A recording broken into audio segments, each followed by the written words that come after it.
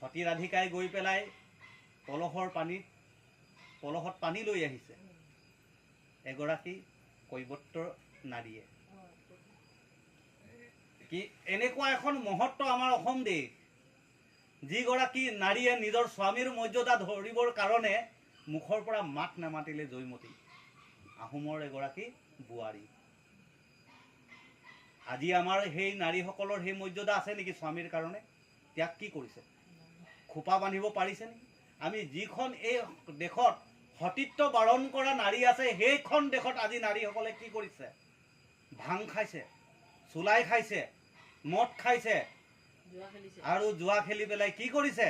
গোটেই আমাৰ অসম দেশৰ মৰ্যাদা লাঘৱ কৰাই দিছে, নহয়নে?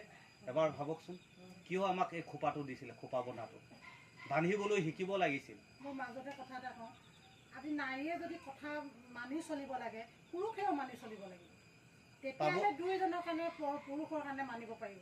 অকল যে নাৰীয়ে মানিব সেইটো মই মানি নলওঁ। কিন্তু আৰু যি মানুহে যদি অশান্তিয়ে কৰি থাকে, যি পুৰুষে যদি অন্যায় কৰি থাকে, সেই পুৰুষক কিন্তু মই এৰি দিয়াটো নিবিচাৰোঁ। যিমান ভাগৱতত লিখা থাকক বা ক'বা শাস্ত্ৰ ভাগৱতত, যি যদি অন্যায় কৰে এবাৰলৈ মাফ কৰিব, দুবাৰ তিনিবাৰ মাফ কৰাৰ পিছত কিন্তু মই ঘূৰাই নেলোৱা। মই এনেকুৱা বস্তু কৃষ্ণ।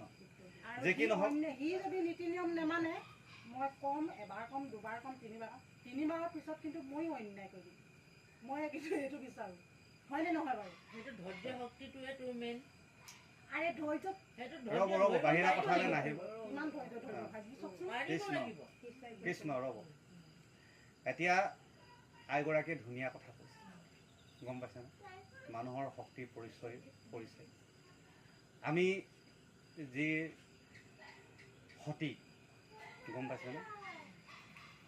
পৰীক্ষিত ৰজাৰ যেতিয়া তেওঁৰ নাতি, পৰীক্ষিত ৰজাৰ নাতি, পৰীক্ষিত ৰজাৰ পুতেকৰ নাম আছিল জন্মেজয়।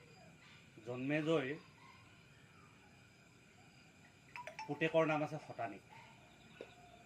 এই বংশৰ এক পৰীক্ষিতৰ যিটো বংশ, শেষত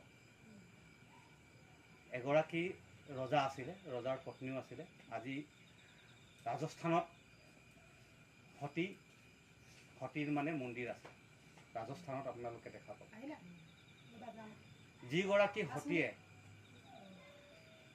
নিজৰ স্বামী মৃত্যু হৈছিলে,